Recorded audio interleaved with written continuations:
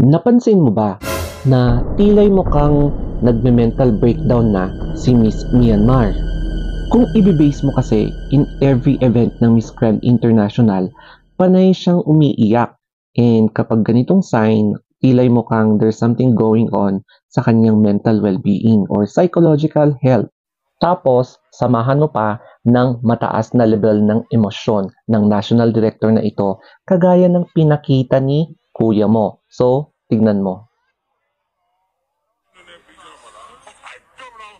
Kaya babala sa mga may binabalak na sumali sa mga beauty pageants na i-consider nyo rin yung inyong mental health. Dapat prepared kayo hindi lang physically pero pati na rin mentally or emotionally or psychologically.